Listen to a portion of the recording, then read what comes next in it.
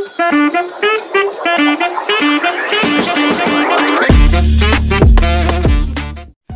mga kayiboy, magandang araw ulit. Ngayon may mga import tayo galing Paranaque, sila Boss Mau at si Boss Enzo.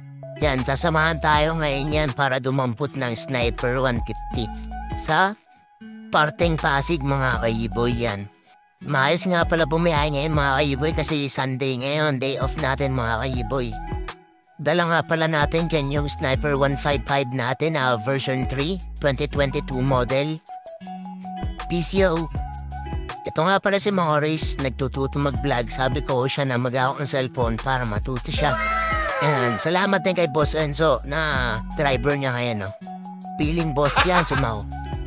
Check nyo naman yung unit natin na Sniper 155. Napaka-solid yan mga kayiboy. Talaga namang mapapawaw kayo dyan. Wow naman! Wow! Wow! 2022 model yan na 7K auto lang. Habang nabiyahe nga tayo mga kayiboy, may nakasabay tayong Sniper version 2 na naka-big bike concept. Quality boss, shoutout sa'yo. Yan, nakarating na tayo dito sa destination natin mga kayiboy. Antayin na lang natin si Sir para makarating. Check natin yung unit.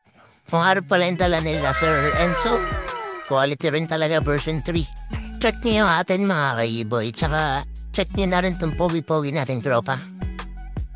Ayup ka talaga! Ang ganda mong lalaki! Gago! Yung Sniper nga pala mga kayiboy, ito yung itsura. 2019 model yan mga kayiboy, pero mababa yung auto, 17K lang.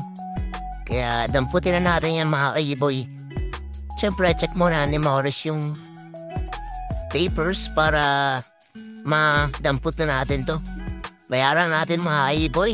Sa mga di nga pala nakakaalam mga kayiboy, ito yung pangalawa nating motor. For the first time, dalawa na yung unit natin na binebenta. Kaya close deal na natin yan mga kayiboy. Siyempre, peace out sa ating mga boss. Pagkatapos nating dumampot ng unit, matik yan, kain na tayo yan mga Lame kayo! kayiboy. In-order ko nga pala yung sisig.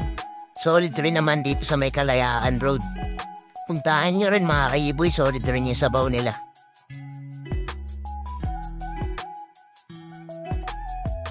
Ride safe mga kayiboy, thank you for watching.